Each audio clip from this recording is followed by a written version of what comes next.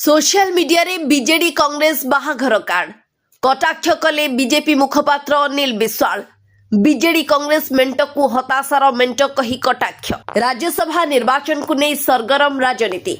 चतुर्थ आसन को किए जीतिबो से नहीं तीन दल पक्षरु प्रस्तुत होईछि स्वतंत्र रणनीति।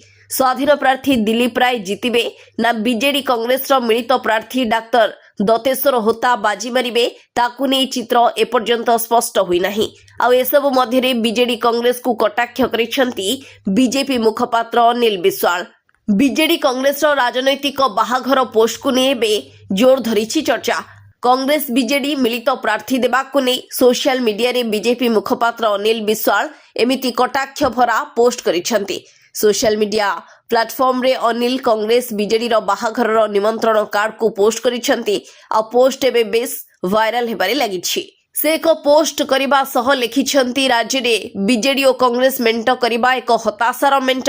कांग्रेस को विरोध करी गठित बीजेडी एबे कांग्रेस सह हाथ मिलाइछि। कांग्रेस को विरोध करी गठित बीजेडी एबे कांग्रेस सह हाथ मिलाइछि। बीजेडी सुप्रीमो नवीन पट्टनायक और पीसीसी सभापति भक्त दास एकाठी होइछंती।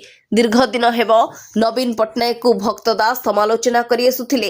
एबे राजनीतिर विडंबना राजनैतिक अस्पृश्यतारु बाहरी दुहे एबे निकटतर होइछंती। ए परिवर्तन कपटपूर्ण और सुजोगवाद रे परिपूर्ण बोली अनिल विश्वाल कहिछंती। सेपटे राज्यसभा निर्वाचन जेतिकी पाखे आसुछि ओडिशा राजनीति सेतिकी सरगरम हेउछि। चतुर्थ आसन पई शासक बीजेपी और दुई विरोधी बीजेडी कांग्रेस मध्य सीधासलख लड़ई चलीछि। आ घोड़ा बेपार हेबा नै मध्य जोरदार चर्चा चलीछि। बीजेडी को क्रॉस वोटिंग रो भय मध्य घारिछि।